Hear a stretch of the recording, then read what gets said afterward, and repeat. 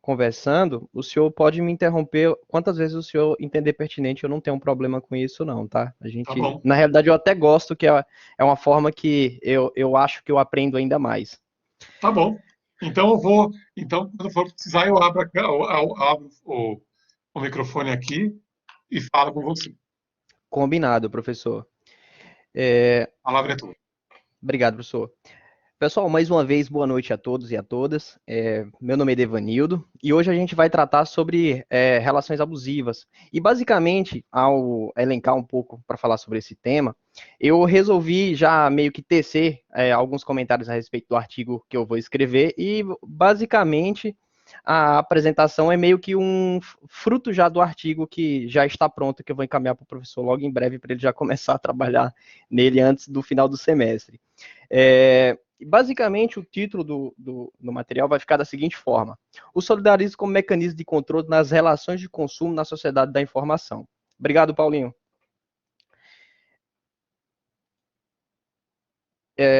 Aqui a gente vai se utilizar de uma vertente ideológica, conforme o professor já facilitou bastante minha vida, falando a respeito de algumas premissas basilares que foram inseridas no Código de Defesa do Consumidor.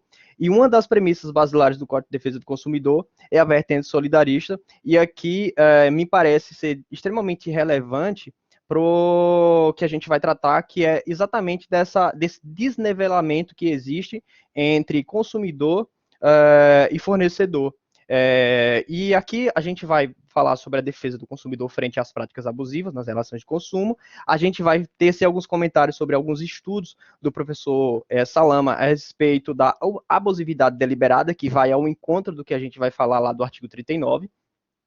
E, por fim, eu vou tecer alguns comentários a respeito de uma novidade que talvez possa ser útil para conter um pouco dessa abusividade de forma mais imediata, que é a novidade do processo estrutural como mecanismo de enfrentamento às práticas abusivas. Depois a gente vai tecer a conclusão e, por fim, não menos importante, as referências. Muito bem, Devanildo, já aproveitando, te interrompendo, Fique à eu vontade, estava há professor. pouco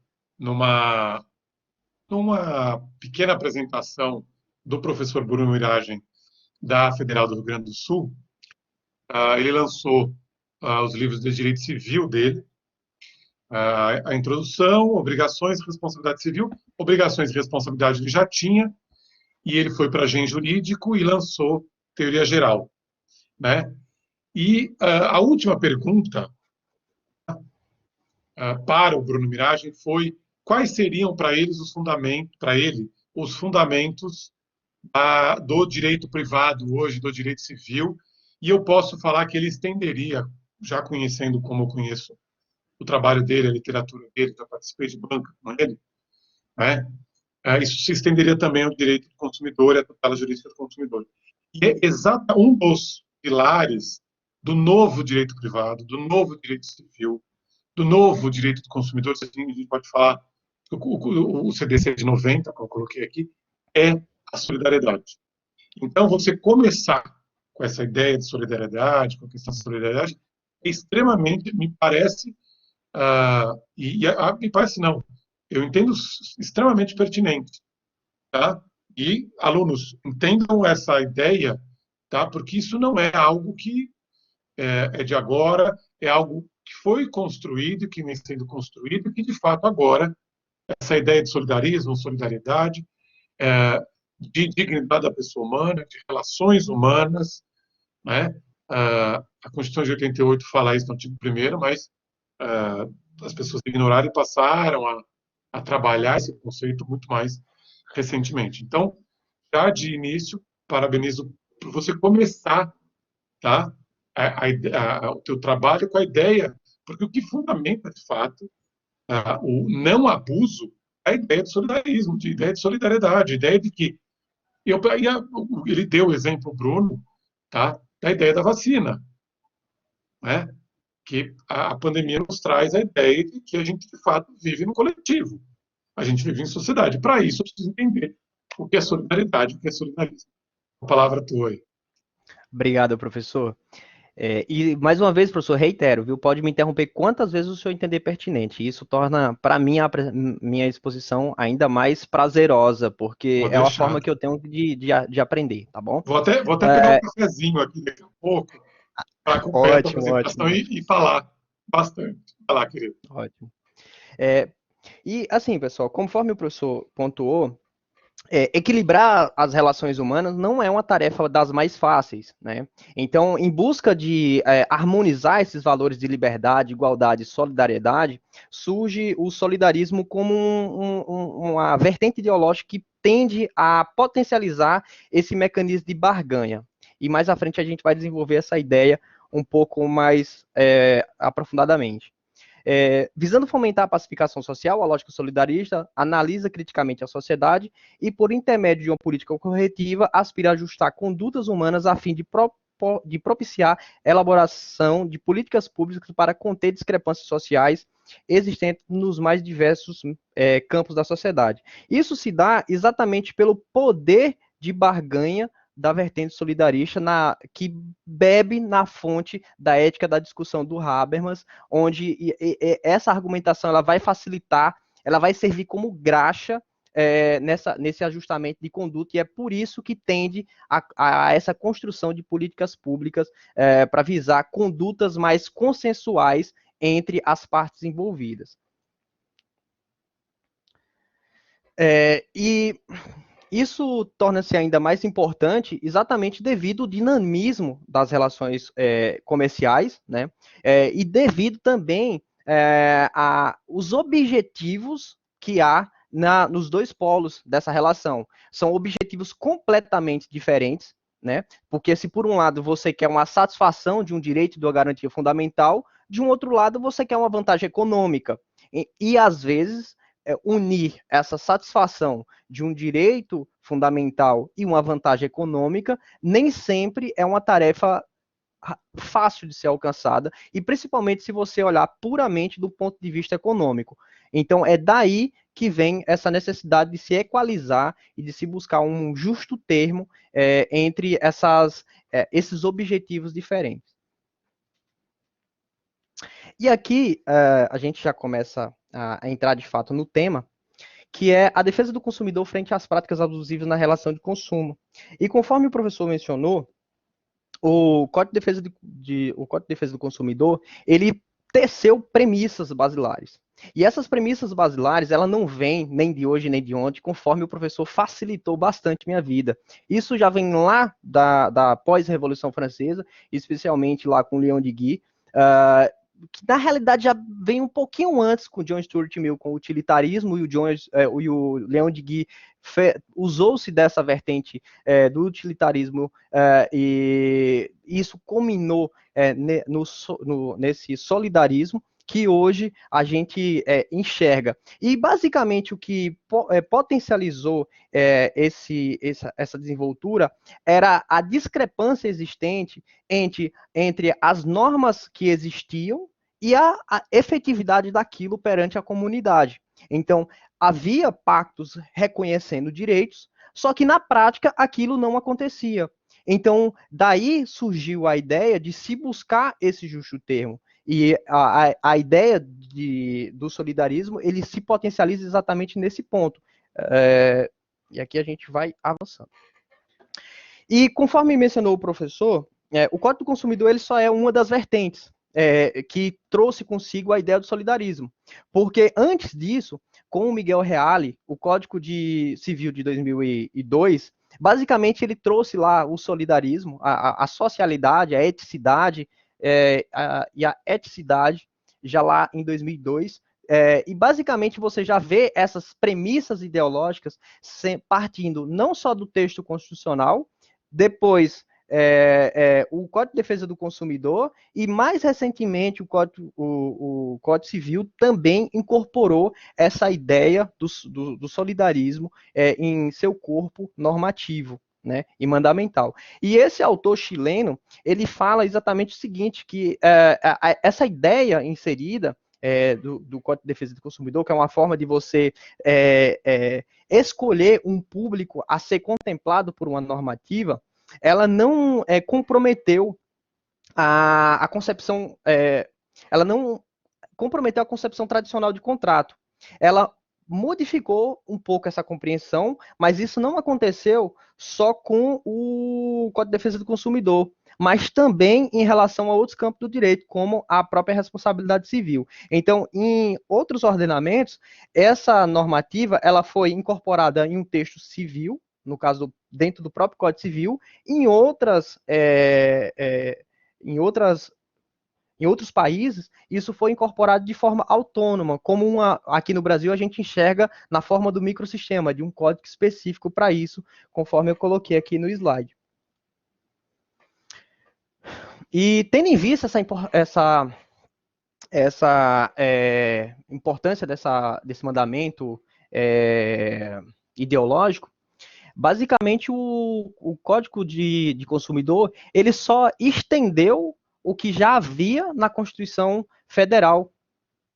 Então, basicamente veio de um mandamento constitucional. Agora, lógico, nem sempre os mandamentos constitucionais eles são acatados assim de forma plena. O Código de Defesa do Consumidor, muito possivelmente devido a esse corpo seleto que o professor mencionou, que infelizmente eu não tive a oportunidade de conhecer e de ler sobre os autores que elaboraram o anteprojeto, mas certamente pela capacidade técnica possibilitou que o código ele hoje pode ser considerado como o ápice do solidarismo no sistema jurídico brasileiro. Pelo menos eu enxergo nesse sentido. Eu não sei se o professor tem alguma ressalva e algum pensamento diferente, inclusive se o professor tiver, eu gostaria de ouvi-lo também.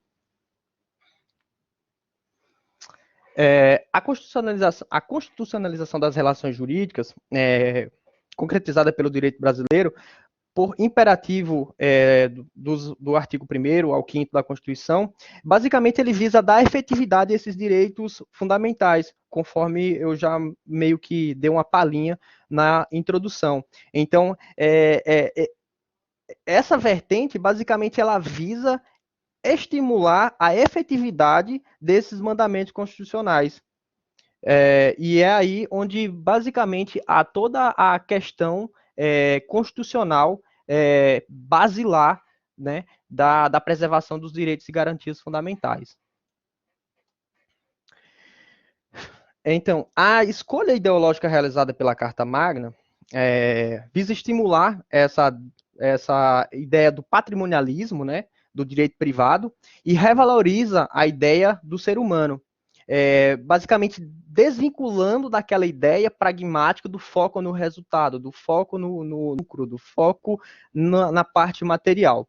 Muito possivelmente, acredito eu, com a ideia da kantiana, da dignidade da pessoa humana, isso foi potencializado, que basicamente me parece que foi o período histórico conduz para isso, né? Nesse sentido do normativismo, e a ideia da dignidade da pessoa humana, ela foi preponderante. Só que essa ideia da dignidade da pessoa humana, ela não foi preponderante por si só, exatamente porque a efetividade de um direito fundamental para uma pessoa só, em determinadas situações, passa a ser irrelevante perante um todo, mais difícil de se concretizar. Não, isso, lógico, irrelevante perante um todo, não no sentido que toda e qualquer pessoa pode ter seu direito desmerecido, mas tendo em vista os poderes que estão se relacionando, acaba que essa violação individual não tem força suficiente de barganhar a ponto de ter seu direito respeitado, que era basicamente o que acontecia após a Revolução Francesa. E aí surge o solidarismo exatamente nessa linha de proteger o coletivo, de potencializar e resguardar esse direito individual, não com base na ideia de uma pessoa só, mas na ideia de como um todo. Então, potencializa a preservação da dignidade da pessoa humana, não com base na argumentação puramente deontológica, mas sim solidarista com base nesse corpo de um todo. Eu não sei se isso ficou claro, professor, se o senhor tem alguma ressalva a esse sentido, mas me parece que aqui há a distinção de duas vertentes ideológicas bem claras, que para mim me parece que uma delas é a vertente da ontologia do Kant, onde você literalmente põe o ser humano como fim em si mesmo, e, por outro lado, você vê o solidarismo ele se diferenciar. Exatamente isso, né? Na verdade, a partir dali, do ponto de vista teórico, do ponto de vista filosófico, você tem a ideia de ver o ser humano em si, né? Mas, na prática, você tem uma evolução que vai se consolidar no século XX, essa é a efetiva preocupação. Né? Porque, apesar da gente pensar que até o século XX o homem era o centro, a ideia da modernidade, o homem como centro de tudo, o homem como centro de tudo, né? O homem como capaz de se autorregulamentar, o homem como alguém centrado, enfim. O século XX mostra esse lado negro dessa modernidade, que alguns chamam de pós-modernidade, né? E mostra a necessidade, né? Na minha visão, ele mostra duas necessidades. Primeira, né? De uma volta de uma participação do Estado, através do Estado de Bem-Estar Social, né?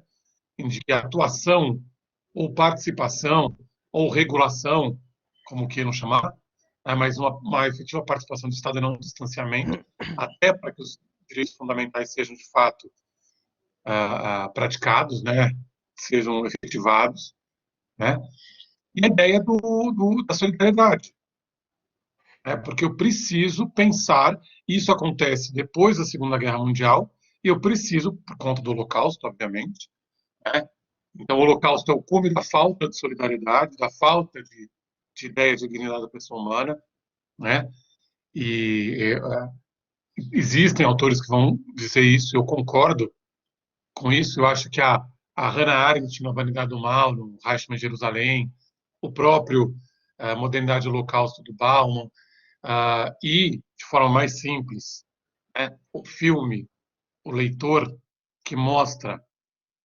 a ausência de dignidade do homem, né? Porque ela é uma guarda de portão que ela decide quem vai viver e vai morrer. Não sei se vocês já viram esse filme.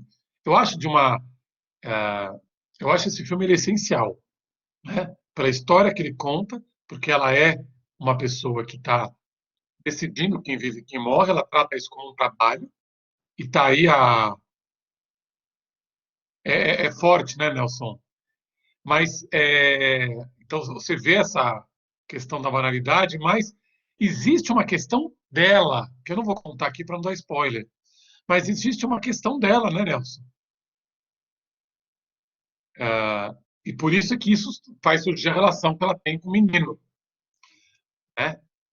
O filme é sensacional, ela é sensacional, né? Enfim. Falei que eu ia pegar o café, peguei, porque eu adoro falar, eu adoro ler, adoro escrever, adoro falar com o café na mão.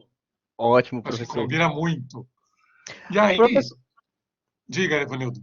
é exatamente nesse ponto, professor, que me vem essa curiosidade, porque me parece que o Holocausto, ele foi, assim, essencial no sentido de potencializar a ideia de dignidade da pessoa humana. Sem dúvida, sem Só dúvida. que, em determinado momento, a dignidade da pessoa humana, no caso, a deontologia do Kant por si só, ela não possui o potencial argumentativo que o solidarismo possui no sentido de servir como graxa em relação a harmonizar essas forças entre de um lado consumidor e do outro lado fornecedor, que são vertentes ideológicas distintas, por exemplo. Você me faz lembrar um trabalho que eu fiz no meu primeiro crédito de mestrado. Não, segundo crédito que eu fiz com o Marcelo, no segundo semestre do meu mestrado na PUC, eu fiz com a Suzana um crédito que chamava Práticas Comerciais. Olha que interessante. E eu fiz uma apresentação nesse, nesse trabalho, nesse crédito, como você está fazendo, e a gente tinha que entregar um artigo também para a Suzana. Esse artigo tá, eu tenho até só achar, deve estar aqui no meu. Vou resgatar isso aí e publicar. E eu lembro da gente ter discutido muito isso, tá? E talvez isso seja, tá, um fundamento teórico, um início, tá? Mas que eu acho que o ser humano, para acreditar, ele precisa ver, ele precisa ver a coisa acontecer, né? Ele precisa ver a dignidade no fundo do poço, vamos dizer assim. Eu acho que a Segunda Guerra Mundial ela mostra a mais absoluta falta de solidariedade, a mais absoluta falta de respeito à dignidade da pessoa humana. Eu acho o Marcelo, no livro, o Marcelo Sodré, no livro dele, deixa eu pegar aqui, ó. Tem um livro do Marcelo. Pai, cadê? Eu organizei a biblioteca e não estou achando. O livro do Marcelo, a construção, eu vou achar no intervalo. E aqui, achei. Sabia que eu tinha colocado ele em destaque. Esse livro aqui, A Construção do Direito do Consumidor, que acho que nem está mais em edição. Tá? Eu vou ver, eu vou pegar aqui no surgimento da sociedade de consumo, e eu vou tirar cópia e vou mandar para vocês. Tá? Quando ele fala da Segunda Guerra Mundial, em que ele fala que ela foi o pior evento, mas ela fez a gente melhorar. Ela provocou a gente repensa aquilo que a gente entende como dignidade da pessoa humana, aquilo que a gente entende como pessoa humana, né? Porque independentemente da religião, né? É porque o Hitler não vai atrás dos judeus por conta de serem judeus como religião, mas por conta do que eles, para na cabeça maluca dele, representaram, né? A Alemanha do pós-Primeira Guerra, né? Inclusive há quem diga que não houve duas guerras. Eu tive uma guerra, um período de guerras, né? Que começou em 14 e terminou em 45, né? Porque a Segunda Guerra é consequência da Primeira, natural, né? Então, ela não é pela religião, mas é pelo fato de serem humanos que estão ali, empilhados, né? Então, isso provoca na sociedade a ideia do coletivo, e a ideia do coletivo está intrinsecamente ligada à ideia de solidariedade. Então, isso começa, e nesse trabalho, eu lembro que a gente discutiu em aula, né, partindo da ideia de ser humano, do objeto, e do que é ser humano, como eu analiso o ser humano, como eu vejo ele em si mesmo, enfim, dessa ideia do Kant para chegar, né? Então, eu lembro que a Suzana fazia esse percurso, e eu lembro que a Suzana, eu sempre quis pontuar fatos. Eu sempre fui uma pessoa que quis pensar os atos mais importantes, fazendo uma linha do tempo com atos. E eu lembro que a Suzana, nessa palestra, nessa aula que eu dei, ela falou assim, cuidado com isso, para não ficar buraco. Então, eu peço perdão se existe algum buraco entre o que nós estamos falando de ideia de ser humano em si mesmo, para eu chegar eu estou provocando um buraco, tá? Mas aqui é proposital, né? Que é a, que é a Segunda Guerra Mundial, para falar de dignidade da pessoa humana e o tempo que nós levamos para acreditar nisso, para acreditar na ideia, e por isso que os movimentos de defesa do consumidor eles começam em 62. Né? Essa ideia de tutela jurídica do consumidor, do meio ambiente, né? Elas passam a surgir, elas começam. É claro que se pensava em consumidor antes disso, né? É claro que se pensa em tutela jurídica do consumidor antes disso, sem dúvida, né? Se pensa na minha visão, daquilo que eu estudei, daquilo com que eu concordo, a ideia do consumidor ela vem lá da Elizabeth, está lá no fundo, está lá atrás. Mas ela é concretizada a partir do final da Segunda Guerra. A ideia de dignidade da pessoa humana, de pensar no ser humano, de pensar no coletivo, tá? Ela é concretizada após a Segunda Guerra. Você tem ONU, você tem a Declaração de Direitos do Homem, você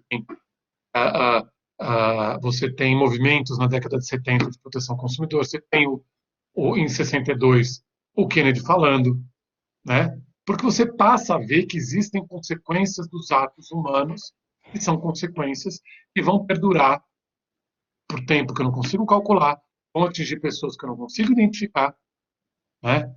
E ela vai atingir espaços que eu também não consigo calcular. É espaço, é tempo, é pessoa, tá?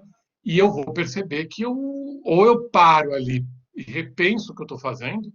A bomba, né, de Hiroshima e Nagasaki, a bomba, ela dá esse, né, quer dizer, obviamente, numa guerra mundial, numa guerra da Europa, né, o Japão entra, participa, não sei o quê. Quando os Estados Unidos bomba ali, né,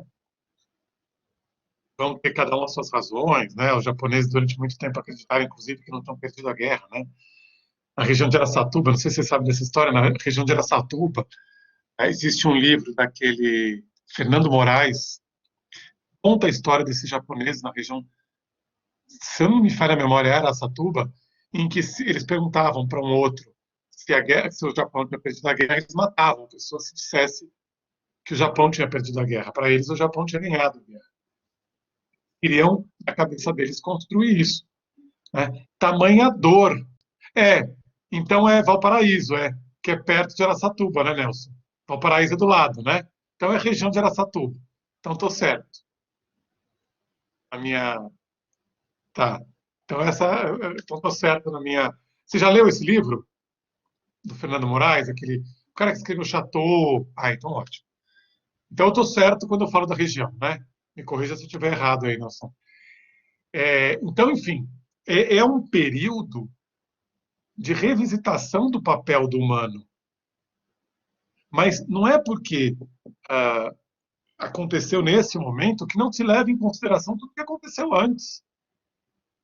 Tudo que se pensou antes. As coisas demoram para acontecer.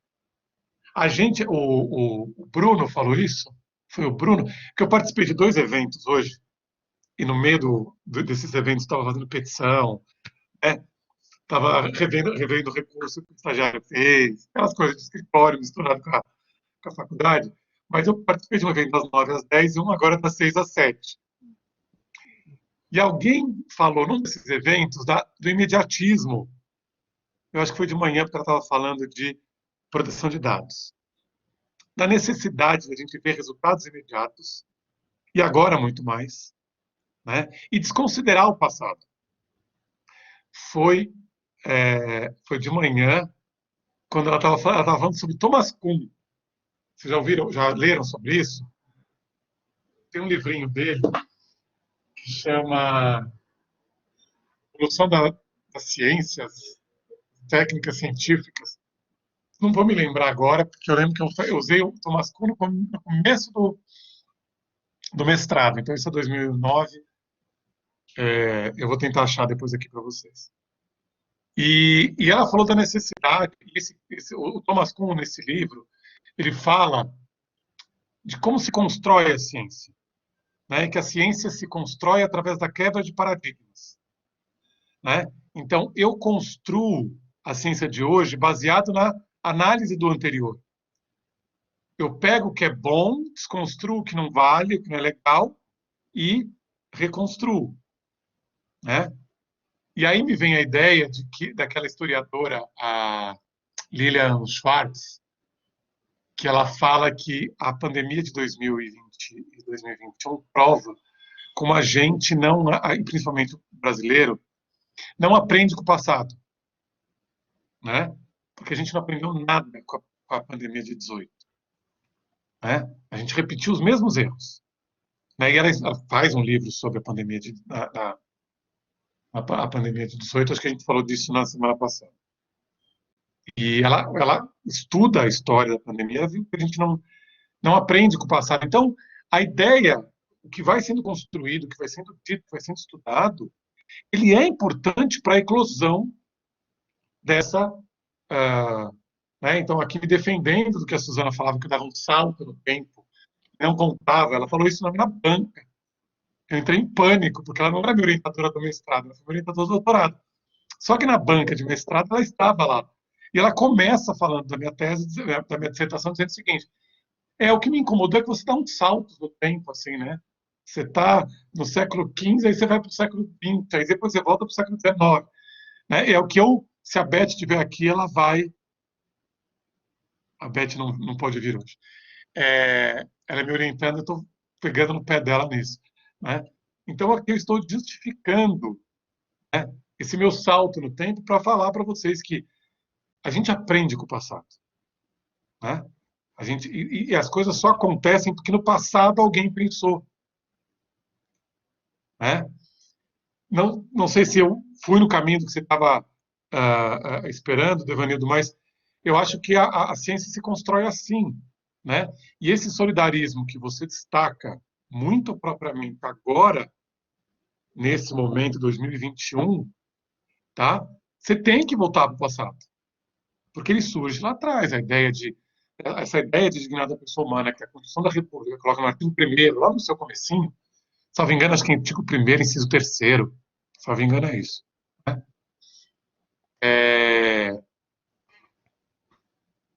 Ela vem lá de trás. Ela não é um surgimento porque o Nelson Jobim e o Miguel Reale Júnior fizeram lá, Miguel Reale estruturaram a Constituição, foram os dois.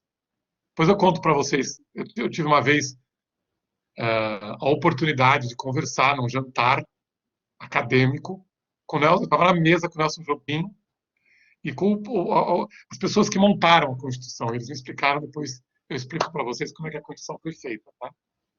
Para vocês verem que, na verdade, não tem nada de erudito, né? Eu vou contar, vai, que é mais fácil e rápido. Já atrapalhei aquela apresentação do Devani, depois ele volta. Nada, O Nelson professor. Jobim contava que ele não deu tempo dele levar móveis para o apartamento funcional dele. Ele era deputado federal na época.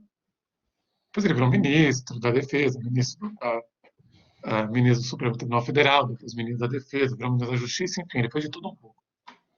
Mas ele conta que eles não tinham a menor ideia de como começar a fazer a Constituição. Não tinham a menor ideia. Aí Miguel Reale vira para ele, o filho, não o pai, obviamente, que o pai estava velhinho já, vira para ele e fala assim, vamos fazer o seguinte, vamos pegar as constituições dos países mais importantes, a gente recorta os artigos e faz pilhas. Aqui, pega o que repetir, faz pilhas de repetição. Né?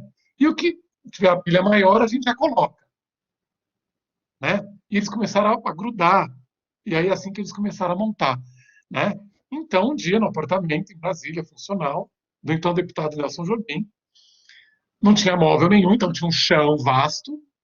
Né? Eles recortam, eles imprimem, né? Porque em 1986 a gente não pensava nessa facilidade do recorte e cole do computador, tinha que ser recorte com tesoura e cole com cola. Né? Então eles começaram a produzir recortes. E parece que depois isso foi levado, acho que o Ulisses Guimarães tirou sarro da cara de todo mundo, aquele deputado do Amazonas, que foi o cara que consolidou tudo depois, que foi ligado ao Collor depois em 90. Vou lembrar dele, eu estou vendo a cara dele, não estou lembrando o nome. Eu lembro que ele era um deputado do Amazonas. Depois ele foi ligado à trupe do Collor, do Fernando Collor. E Bernardo Cabral, lembrei. Eu acho que Bernardo Cabral era do Amazonas, se eu não estiver errado. E parece que os caras tiraram sarro, porque era uma coisa meio de colagem, né? Então, né, como dizem, não queiram saber como as leis são feitas, como a Constituição é feita, nem como a salsicha é feita, porque senão você não acredita na lei nem come salsicha. E um hot dog é sempre bom comer, a gente tem que esquecer o que é o hot dog, porque senão a gente vai perder o prazer de ler e comer o hot dog. Devanildo, espero que tenha feito considerações pertinentes Fez ao teu sim, trabalho professor. e já chego de interromper a tua apresentação. Siga em frente. Professor, lembrando ouvindo essa fala do senhor, me fez lembrar de uma frase que eu gosto bastante, de foca no núcleo duro, que é o que não muda tão fácil, porque o processo em si é só uma força de ocasião, poderia ser tudo diferente. Exatamente. Professor, e continuando nessa linha ideológica, aqui vem um autor que eu não sei se o senhor já se deparou com ele, que é um autor chamado Pedro Demo.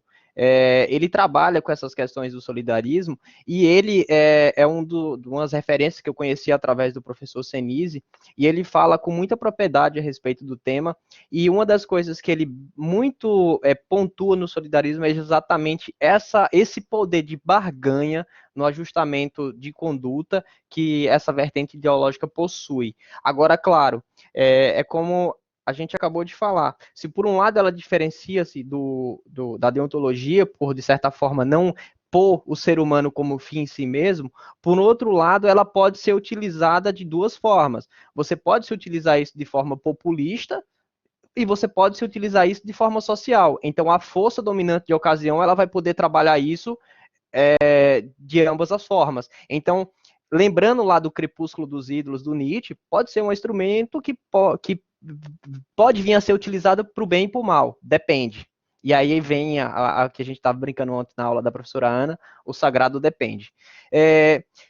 Professor, essa Eu autora, já, Ganera... olha, só para te falar, eu acabei de entrar aqui na Amazon, tem muito trabalho bom desse autor sobre praticar ciência, pesquisa, princípio científico educativo, habilidades e competências no século XXI, Oh, crítica não social, sei se você educação e consegue ver daí, cidadania. esse aqui, ó.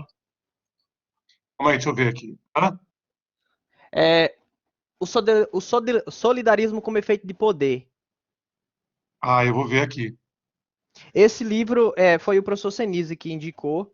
E assim, eu gostei muito da argumentação filosófica do autor. Ele não, de fato, ele não é jurista, ele é muito mais das ciências sociais aplicada à parte perdão, ele é muito mais do campo da filosofia e da sociologia do que de fato do direito.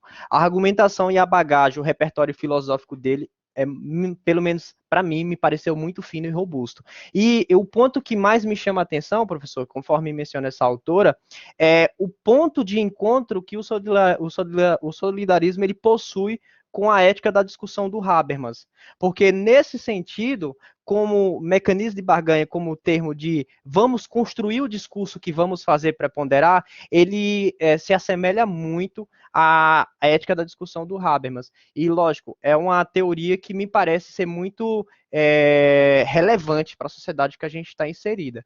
E isso pode vir a facilitar o convívio em sociedade, mas, claro, conforme eu já mencionei, né, com base lá no Crepúsculo dos Ídolos do Nietzsche, que é um livro que eu cito bastante quando eu quero criticar ideologias, porque, a meu ver, olhar para as coisas como se fosse algo endeusado, intocável, eu acho que um pesquisador ele tem que ter senso crítico. E normalmente, eu sempre tento desconstruir as coisas que eu faço. Então, quando eu olho para a vertente ideológica, eu tento ver as benesses e meu passo seguinte é analisar de um ponto de vista crítico. E o solidarismo, nesse sentido, ele apresenta-se essas fissuras que, de um ponto de vista acadêmico, pode ser utilizada de forma populista para barganhar situações mais vantajosas para a força política de ocasião. Exato, perfeito. E aqui, professor, deixando claro mais uma vez, a diferença lá do Kant para o Leon de Guy é exatamente esse ponto, porque o Kant ele põe a dignidade da pessoa humana como fim em si mesmo. E aí o Kant fala o seguinte: nenhum ser humano no estado pode viver sem dignidade, uma vez que ele, ao menos, tem a dignidade de ser cidadão. Aí ele continua e fala o seguinte: o direito de gozar de sua dignidade devido ao o cidadão ele pode perder o direito de gozar da sua dignidade devido ao seu próprio crime. Só que ele coloca crime em itálico no original. O negrito foi eu que pôs. Em função da qual, embora seja mantida vivo, ele é transformado numa mera ferramenta de arbítrio do outro, de um Estado ou de um cidadão. E aqui vem, professor, a ideia da vertente solidarista, que é o perigo que eu estou mencionando, porque quando você diz que isso tem que atender uma finalidade coletiva, não é o cidadão como pessoa que vai dizer isso. É o legitimado que vai falar isso. Então, é como se você tivesse um Hermes para dizer o que é essa finalidade coletiva. E, lógico, o poder político, a força política, ela, sem dúvida alguma, ela tem um papel importantíssimo de dizer o que é essa finalidade coletiva. Aí você pode ver direitos e garantias fundamentais ora se expandirem, ora retrocederem, em razão das forças políticas que acabam, de certa forma, ganhando espectros diferentes em determinados momentos da conjuntura social. Alguma ressalva, professor? Não, Devanildo, desculpa, eu só estou respondendo aqui ao Marcelo, já continuando aí. Obrigado, professor. E aqui, gente, eu quero mencionar a questão da abusividade deliberada, que vai exatamente ao encontro do artigo 39 que o professor mencionou no início da aula. E aqui a gente vai trazer à baila um estudo do professor Bruno Salama. Inicialmente, aqui eu trouxe as considerações iniciais do que é consumidor, de quem é fornecedor e tudo mais que está lá previsto nas partes iniciais do Código de Defesa do Consumidor, que eu acredito que deve ser de conhecimento de todos vocês. E tem uma parte que eu achei bem interessante, que essa autora Marx ela menciona, é que no sentido da abusividade deliberada, não existe uma seleção específica de grupos. Então, não é necessariamente grupos vulneráveis que vão ser lesionados. Então, às vezes, você pode se deparar com situações que é uma coletividade como um todo que é violada. Então, agora, recentemente, em uma das disciplinas do mestrado, a gente comentou situações de empresas aéreas, de redes de academia, que, de certa forma, estavam, digamos, se aproveitando da pandemia para impedir que pessoas realizassem a rescisão contratual. E isso, na realidade, não está atingindo um grupo específico de vulneráveis, seja de deficiente, seja de criança, adolescente, idoso. Não é um grupo específico, não é aquele grupo socialmente vítima da ausência de informação. Você vê isso sendo aplicado massivamente. E o professor Bruno Salama, ele desenvolveu um estudo com o auxílio do Big Data, e ele analisou sentenças de grandes players do mercado, especificamente do Banco Itaú.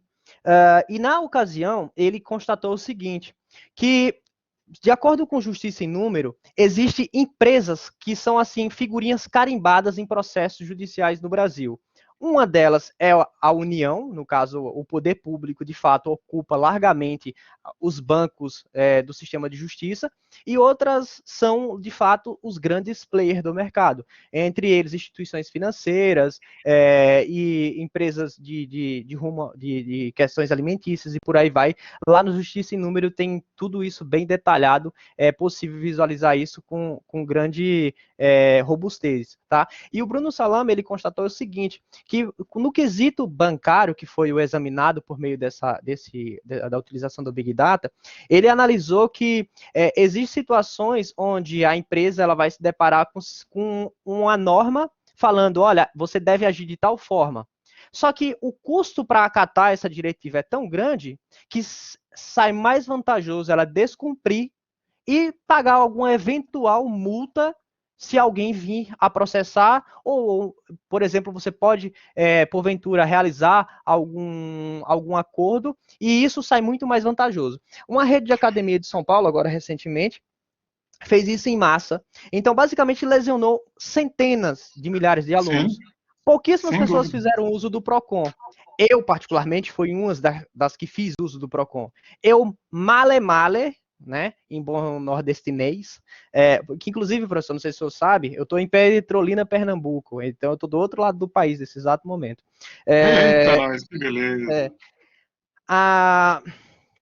Existem situações que, por exemplo, no meu caso, eu consegui unicamente a devolução do valor que eu paguei. Então, isso quer dizer que, para a empresa, isso foi custo zero, porque ela não me prestou o serviço, ela só me cobrou indevidamente. Como ela só teve que me devolver o que eu paguei indevidamente, para ela ficou no 0 a 0.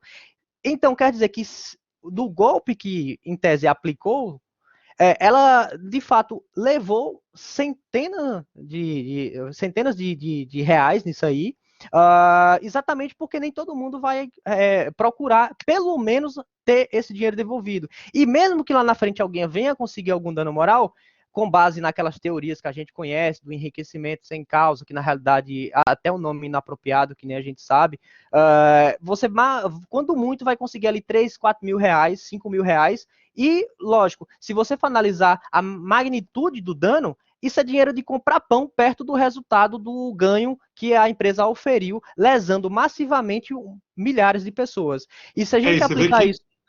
Pode falar, a prática comercial, o abuso, né, muitas das vezes é visto pelo fornecedor como algo que dá para acontecer. Não tem problema. Eu topo isso. Se a gente está falando da mesma academia, eu acredito que sim, porque foi uma academia agora na pandemia que aprontou com todo mundo. Há alguns anos atrás, 2002, 2003, 2004, vai. De 2002, 2004, o Ministério Público de São Paulo começou a olhar todos os contratos de academia, tá? Então, por quê? Porque eram contratos que a gente sabia que eram abusivos, né? Principalmente na aplicação da multa. Você pedia para sair, quase pagava para sair, né? Você tinha acabado de fazer o contrato, você pagava para poder ir embora da academia. E aí, o Ministério Público revisitou todos os contratos. Eu sou advogado da academia há muito tempo, de uma academia grande de São Paulo. Nós fizemos, né? Aí o Ministério Público entrou com ação civil pública, a gente acabou alterando o contrato exatamente como devia, enfim, como o Ministério já tinha recomendado, inclusive, isso para o corpo diretivo da academia, deu tudo certo. Agora, essa academia, uma das academias de São Paulo, depois vem criar essa rede mais econômica, vamos dizer assim, de um custo mais baixo, botou todo mundo para fazer academia, isso eu acho ótimo, uma iniciativa ótima, tá? E eu sei que deu muito problema em São Paulo, tá? Não sei se chegou até Petrolina aí, Devanildo, mas acho que sim. Sim, sim, professor, foi nacional isso, viu? É. Então, sabe o que ele falava na reunião com o povo da academia? Imagina, ele falava um palavrão, o Ministério Público. Ah, ninguém me alcança. Eu pago advogado e pronto. Ele falava assim mesmo, eu pago advogado. Eu pago advogado para me defender, eu vou continuar fazendo assim, não me interessa. E aí, obviamente, ninguém ligava. E uma outra história que é também, que eu não falo nem de prática abusiva, mas de um comportamento abusivo do fornecedor. E por que eu chamo isso? Porque é uma forma de ver o mercado, né? Eu sou professor do COGEAI, da especialização Lato Sensu da PUC, da especialização em contratos. E um dia eu estava dando aula, era fisicamente, inclusive, eu lembro da menina, eu estava falando sobre contratos de consumo, no texto de contrato de consumo, e fui dar um exemplo das operadoras de plano de saúde para dizer que eu achava estranho, diferente, né, o fato de que quando, tá, a gente ajuiza uma ação, isso é empiricamente, né, comprovado, né, existem pesquisas sobre isso, quando você ajuiza a ação, o plano de saúde cumpre a liminar, encerra o caso, faz acordo e está resolvido o problema. E aí, nessa hora que eu falei, da dúvida, aí uma menina levantou, uma aluna levantou a mão e falou, eu sei por quê. Eu sou advogada de plano de saúde. De cada 10, 2 reclamam, 8 não. Então, a gente parte desse raciocínio para dizer, eu não preciso. Então, 8 vão pagar. 8 vão pagar o plano mensalmente, além disso, vão pagar o procedimento que eu neguei. E 2 eu vou ter que cobrir. Quando ela deveria cobrir os 10. Né? Então, é um comportamento abusivo do fornecedor ainda. Existem fornecedores e fornecedores. Existem fornecedores que, de fato, uma coisa é o discurso, outra coisa é o que acontece de fato. E, de fato, se comprometem com o mercado de consumo. Né? Existem, né, fornecedores que se preocupam com o mercado de consumo, tá? Mas existe um grande número que não está nem aí, deixa a coisa rolar. Né? Eu, uma do meu trabalho acadêmico, né, tanto a minha dissertação de mestrado como a minha tese de doutorado, é voltada para o controle jurídico da publicidade. Né? E, então, eu sempre estudei isso, eu sou advogado que é contratado para ver isso, né, no escritório eu tenho esse departamento, né, de especialidade nessa análise jurídica, do marketing, né, da publicidade, das práticas publicitárias, do marketing, etc. E o que eu mais ouço, tá, dos operadores do marketing, dos profissionais do marketing, é como vocês são chatos. Para quê? Não sei. De cada 10, 2 são multados, então vou correr o risco.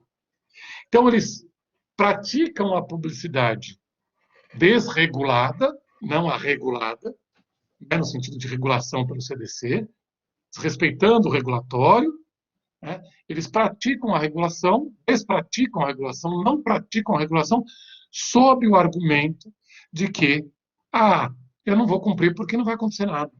E se acontecer, eu contrato um advogado. Tá bom, eu te contrato, eles falam, para me defender. Vocês não estudam para isso? Né? Então, se esquece daquilo que a gente fala na relação, na sociedade de consumo, que é essencial, é a prevenção.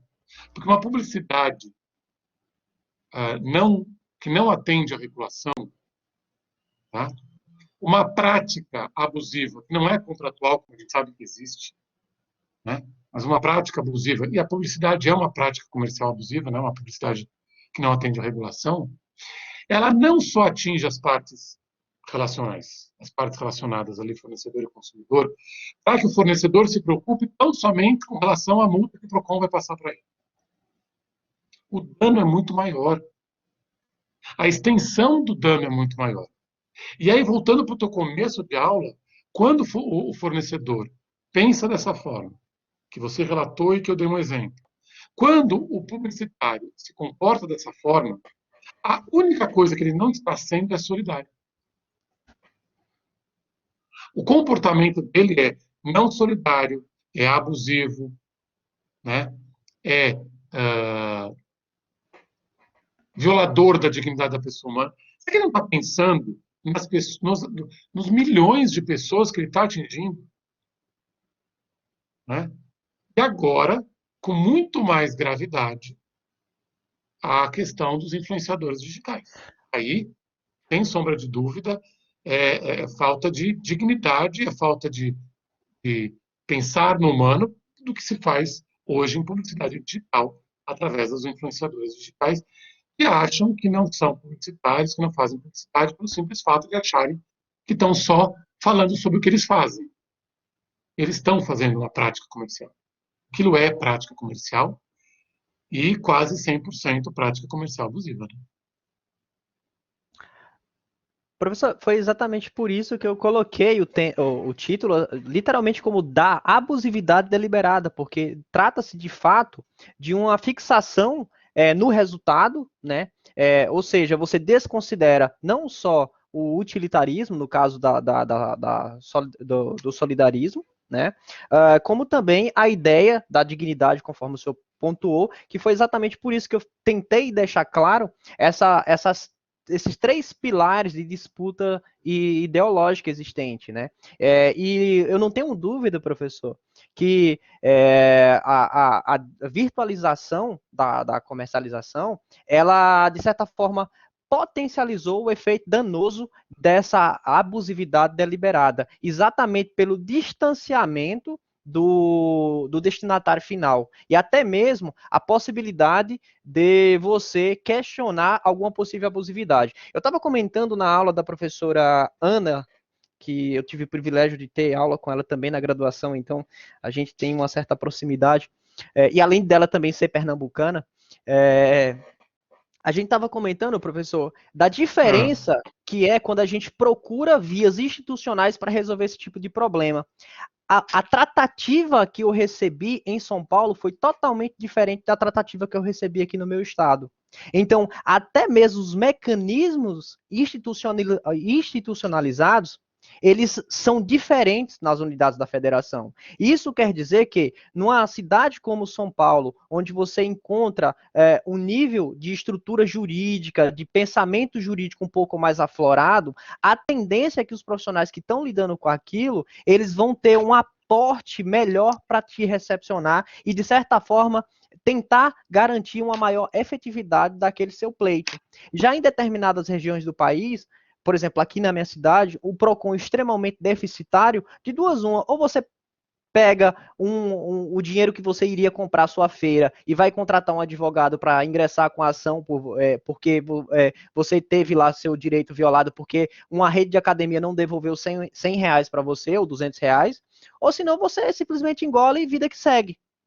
E, lógico, tudo isso é mais um fator que eu até coloquei aqui na frente a respeito disso, tem autoras que falam sobre isso, que deixam o consumidor ainda mais vulnerável, não só pela questão da ausência institucional, né, como também a necessidade de você fazer com que os lesados individualmente pleiteie aquele direito, porque os mecanismos de pleitear isso coletivamente são um poucos deficitários. Então, em São Paulo, você vê, eu tive a sensação que o PROCON briga muito forte a respeito disso.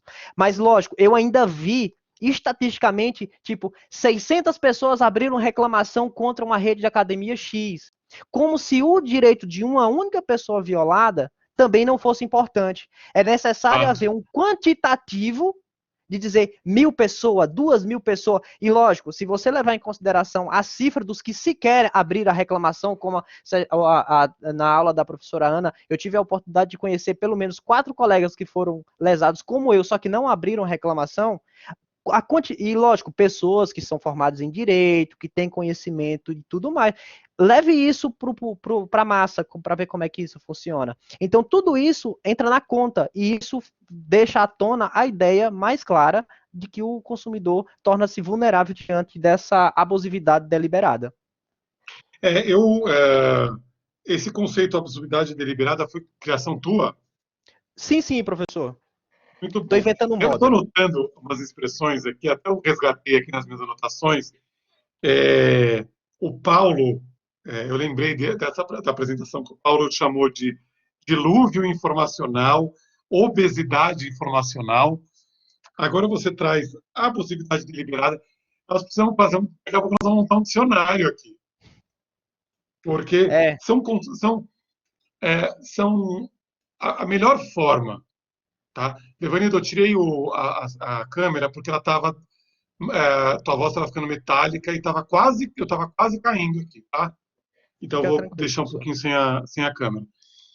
É, por que eu dou destaque para essa tua frase, abusividade deliberada? Porque é uma expressão que eu resumo tudo isso que a gente acabou de falar. A história do dilúvio informacional, obesidade informacional, resume, né? Então, quando a gente encontra pressão, tá? Que resume, é muito bom. A gente vai guardar essas expressões. Eu anotei tudo aqui. Por exemplo, aqui, olha. Quando foi a aula de responsabilidade civil, não sei se foi o André ou a Beth, eles falaram de encantamento.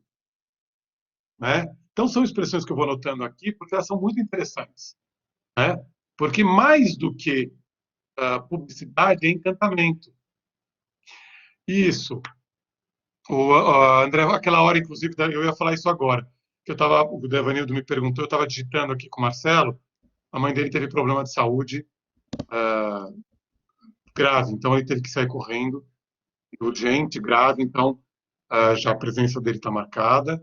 Eu pedi para ele depois assistir a gravação, obviamente, porque a aula tá super interessante, e o Devanildo depois compartilha o material no grupo do WhatsApp com a gente. Você está no grupo, né, Devanildo? Sim, professor. Tá, então beleza. Segue o baile, vai lá. Segue o baile. Pronto.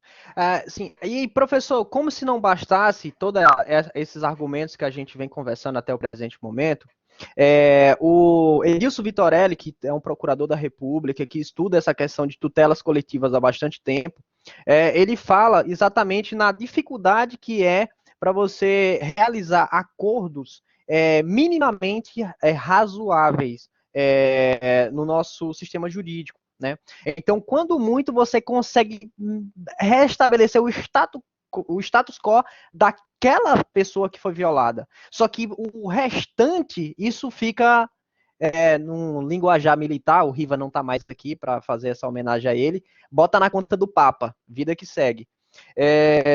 O Edilson Vitorelli fala sobre isso, o Fred Didier também.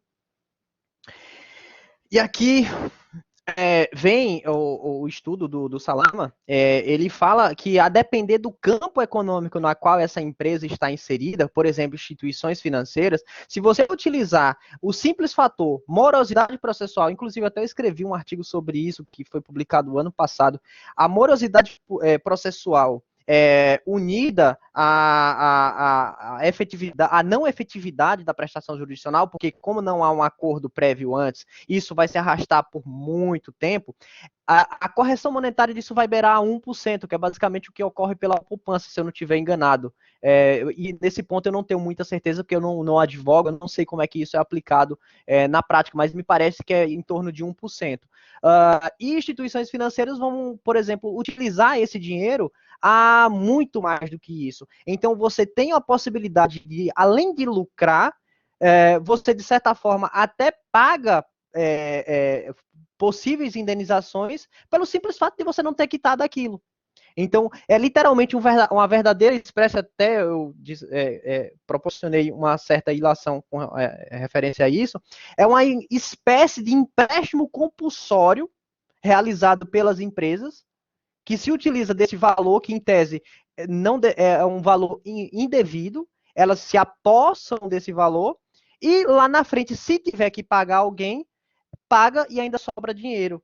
Só que em vez de você se utilizar das vias legais, que é um empréstimo com juros mais caros e tem toda uma tramitação para isso, você simplesmente lesa aquele que de fato consome de você. Né? É uma possibilidade que o Salama deixa isso bem claro lá no trabalho dele. Até o Nelson tinha conversado, André, obrigado André, Selic está a 6% ao ano. É 6%, né, meu querido?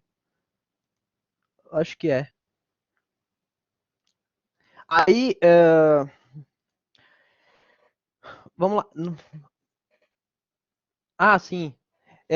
O Nelson até comentou a respeito do Salama. Eu falei que trata-se de uma sequência de artigos, né? Foi uma série de estudos que ele desenvolveu. São 3.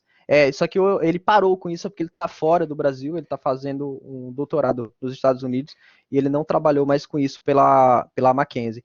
E o Edilson Vitorelli, ele fala que lá nos Estados Unidos, essa questão da negociação, ela não é feita unicamente visando a satisfação daquela pessoa individual que foi violada, mas sim em torno do grupo que ali foi vítima daquele mecanismo de captação de recursos de forma ilícita. Então lá visa-se a ideia de você tentar localizar o máximo de pessoas possíveis que foram afetadas por aquilo, e dessa forma, aquelas pessoas envolvidas terão a oportunidade de se manifestar e contestar as cláusulas que foram ali acordadas. Porque hoje a gente tem um problema que, na realidade, era para ser uma solução e termina sendo um problema, que são os TACs e os inquéritos civil público, que acabam por muitas vezes que grupos se fecham, realizam aquele acordo e os demais simplesmente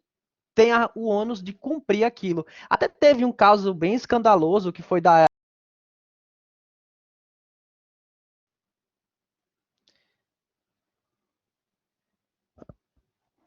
Pessoal, vocês estão me ouvindo? Eu acho que eu caí, não sei se eu voltei. Agora voltou. Eu Caiu, acho mas que minha voltou câmera. rapidinho. Eu vou desativar minha câmera aqui, porque É, meio que ficou um eu vou negócio. desativei também, só vou. Calma aí. Só quando a gente vai. Aí só coloca o microfone, porque a internet está ruim. Ótimo. E até teve um caso, professor, bem famoso no Brasil, que foi aquele caso da época do Collor, né? Daquele confisco das poupanças, né? E houve um termo de ajustamento de conduta que promoveu acertos entre as instituições financeiras que foram questionados e ainda estão sendo muitos questionados, que ainda estão sendo questionados, porque os agentes que participaram daquele acordo parece que priorizaram os interesses deles em si e não o de todas as pessoas envolvidas. E isso fez com que os bancos acabassem tendo uma vantagem assim astronômica em relação ao todo do débito. E aí vem a Lei de Ação Civil Pública, que prevê o Fundo de Defesa do Consumidor nessas ações, que podem ser oriundas de esses fundos podem ser arrecadados por meio das condenações e por meio dos termos de ajustamento de conduta. E aqui a gente vai tratar de algumas problemáticas a respeito. Recentemente, o fundo ele tem uma página lá no Ministério da Justiça, no Ministério da Justiça e da Segurança Pública, que elenca toda a arrecadação do fundo. E isso traz à tona a ideia de que, de fato, o fundo funciona, que, de fato, arrecada, que, de fato, mesmo com a problemática de se fazer, executar e, de certa forma, conseguir efetivar uma multa a algumas determinadas empresas, como o professor mencionou o exemplo que ele presenciou, que de fato o dono da empresa simplesmente tô nem aí, vida que segue, mas existem situações que de fato essa multa faz efeito e de fato isso vai para o fundo. Só que tem um problema. Esses são os valores que foram arrecadados nos últimos anos. Tudo isso está lá disponível no site do Ministério da Justiça.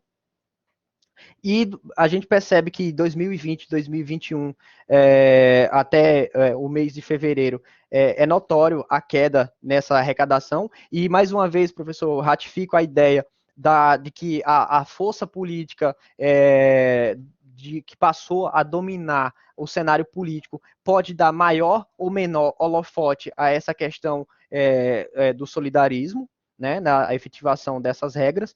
E aqui, professor, vem alguns comentários do Edilson Vitorelli a respeito. No que pese existir diretivas não só do CNJ, mas também o CNNP, por meio de suas resoluções, regulamenta os termos de ajustamento de conduta e essas formas de arrecadar, mas existe uma destinação a órgãos que podem ser estaduais ou, no caso federal, que é o FDD.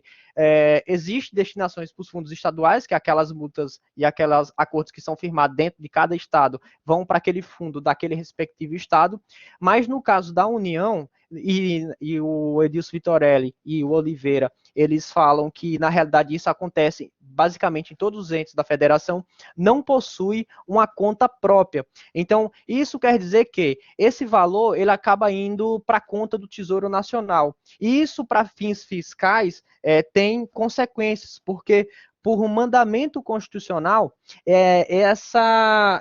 esse valor que está depositado no Tesouro Nacional, ele tem que ser destinado por meio da lei orçamentária anual.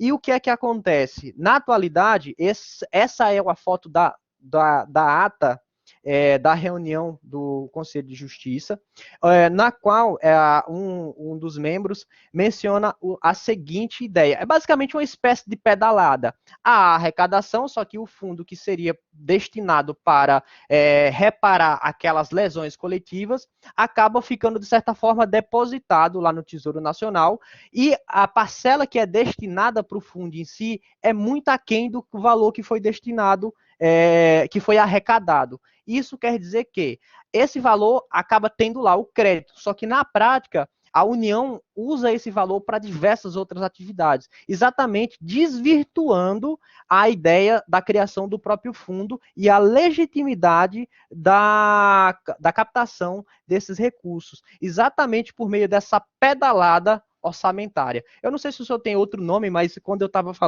escrevendo sobre isso, me lembrou muito da época da Copa do Mundo, onde tinha um negócio de pedala Robinho, depois veio a danada da Dilma e teve as pedaladas fiscais, e aí me veio essa ideia de mais uma vez, dessa pedalada orçamentária.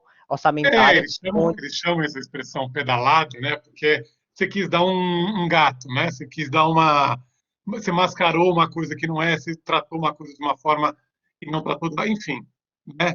Você deu Exatamente, professor. o nome pedalada é você tentar, né, criar, fazer uma coisa que é, parecer que não é, fazer de forma diferente, dar um embromation ali, né? Dar o jeitinho. É um novo nome para o jeitinho brasileiro, né?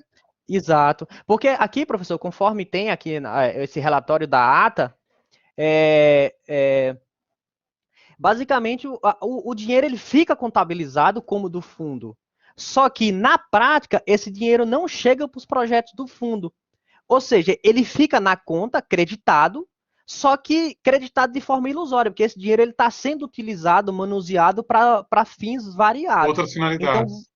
exatamente. Aí você desvirtua a própria ideia do fundo. E como não existe uma diretiva diferente para isso, até eu vi que existe a argumentação de falar que esse comando constitucional, no caso do FDD, no caso do fundo penitenciário também, que aconteceu o mesmo problema, que inclusive tem até uma DPF questionando essa aplicabilidade da verba do fundo no sistema penitenciário, por haver uma expressa previsão legal que aquele valor tem que ser destinado para aquela finalidade, isso dispensaria a necessidade de a lei orçamentária ter que deliberar sobre aquilo. É como se já ficasse implícito, porque o fundo já foi criado para aquele fim. Então não tem por que o legislador depois vir dizer que vai ser gasto com aquilo, porque já teve essa previsão. É uma linha de argumentação defendida pelo Edilson Vitorelli e pelo Fred Didier, mas me parece que ainda não é o que foi concretizado, pelo menos na DPF. Eu não tive a oportunidade de ler a DPF por completo, para verificar a forma que foi deliberada, porque eu vi que tinha uma decisão agora recente, já de 2020, com relação a ela, mas eu dei um Ctrl F dentro dela e não achei nada sobre fundo. Eu falava muito sobre questão do Covid, e devido à urgência de fazer a apresentação, eu não me ative a ler por completo para ver como é que isso ficou na DPF.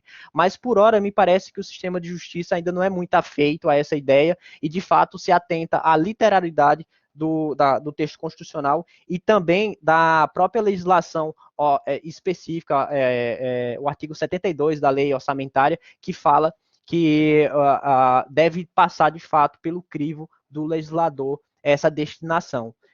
E o engraçado é que eu sempre, eu acabei repetindo muito isso, e é bom você trazer essa informação para a gente, porque a gente sempre recebeu a informação por parte do Ministério da Justiça que esse dinheiro era, de fato, vinculado, como deveria ser, e utilizado, que eles têm lá relatórios, porque eu, por questões profissionais, sempre me dirigi muito à Senacom, TPC e ao Ministério da Justiça. E sempre tive a curiosidade de entender um pouco desse fundo. E as informações que eu recebia, não atuais, se você está me atualizando, tá? Não tão atuais, elas me indicavam que esse fundo era um dos poucos em que não havia, e talvez isso venha acontecendo em períodos mais recentes, não havia nenhum tipo de manipulação desse dinheiro, vamos dizer assim, né? Professor, uma coisa que eu acho interessante é que, em termos de arrecadação, o fundo de fato funciona. O problema está nesse crivo orçamentário, que o Aplicação, né, de legislativo, destinação. que o legislativo acaba dando esse somebody love e vida que segue. Esse é que é o problema, porque o efeito de arrecadar dá certo, mas a destinação em si, aí é onde acontece o problema. É bom saber, bom ter essa notícia, porque às vezes a gente acaba ouvindo informações, não vai a fundo para. E você foi a fundo e nos trouxe essa informação. Muito bom. E aqui, professor, a gente vai tratar agora da ideia do processo estrutural, que é meio que uma alternativa para a gente tentar minimizar essa problemática que a gente vem discutindo, que é a da não concretização dos direitos e garantias fundamentais. O professor Fred Didier, o Lucon, o professor da UERJ, que sempre me foge o nome, e alguns professores da PUC-MG, como o Hermes Júnior, que é filho de um senador, eles defendem bastante essa ideia do processo estrutural, que basicamente quer dizer processo estruturado, processo orquestrado, regido pelas partes. E isso ganhou grandes holofotes devido à nova conjectura do Código de Processo Civil de 2015, onde, de certa forma, tentou institucionalizar várias formas alternativas de resoluções de conflitos, e uma delas, além das não judiciais, a judicial em si, essa forma de você tornar o processo um processo menos engessado, porque até na atualidade, o que existe hoje em dia, até pouco tempo atrás, era um processo estanque, um processo cheio de ritos, cheio de formalidade, cheio de coisas para se cumprir, mas que não se atentava especificamente para a demanda de cada caso concreto. Um exemplo bem claro que o professor Fred Didier menciona é, por exemplo, a catástrofe do caso Mariana.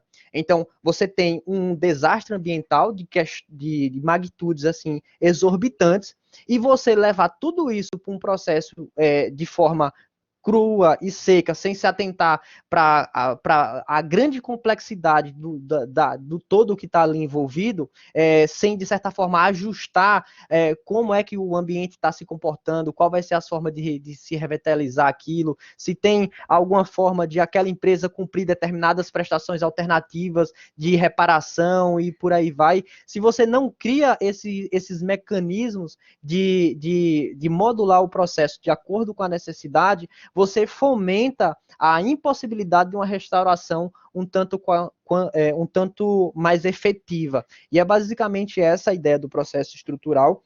E o processo estrutural, ele tem como fundamento aquela ideia das leis de Jim Crow nos Estados Unidos da América. Porque o que é que acontecia? Naquela época, lá no finalzinho dos anos em 1890 aproximadamente, havia um racismo muito exacerbado na cultura americana, e as decisões judiciais que visavam evitar segregações, elas eram dadas pelo judiciário, mas efetivamente o corpo social não conseguia absorver aquela decisão como se fosse algo justo. E basicamente visou-se, de certa forma, dar uma certa ajustabilidade ao cumprimento daquelas decisões, para, de certa forma, tornar o corpo social mais afeito àquelas decisões, até que em determinado momento aquilo que se almejava estava, de certa forma, um tanto quanto mais preenchido. Então, se a gente arrastar isso para o direito do consumidor, seria basicamente você tentar alterar esses comportamentos abusivos que a gente vê nas relações de consumo de forma um tanto quanto mais paulatina. Se a gente não consegue, por exemplo, dar uma multa exorbitante a ponto de quebrar a empresa, a gente tem que procurar uma medida alternativa de fazer com que, ao longo do tempo, isso se torne um pouco mais efetivo. Porque se você aplica uma decisão estanque, muito provavelmente ela não vai ser 100% cumprida. E um exemplo que eu acho que pode facilitar um pouco a compreensão é, por exemplo, o juiz, no caso Mariana, condenar a Vale a reparar toda e qualquer dano existente com a multa astronômica. Lógico, isso não vai se concretizar. Primeiro, pela própria peculiaridade do caso concreto, que, por exemplo, questões do meio ambiente, tem coisas que de fato não dá para reparar, você vai ter que buscar uma medida alternativa. E segundo, porque às vezes o próprio aporte econômico da empresa não suporta aquele desastre que ela causou. Então, no caso concreto, você vai ter que buscar uma forma alternativa de, não é partir daquela ideia de restaurar o status quo, mas sim de restaurar o máximo possível e de forma mais efetiva possível. E isso demanda ajustabilidade dentro do próprio processo, porque você esperar para que chegue ao fim do processo em si, pode ser que seja tarde demais, e me parece que é basicamente essa uma das principais ideias do processo estrutural.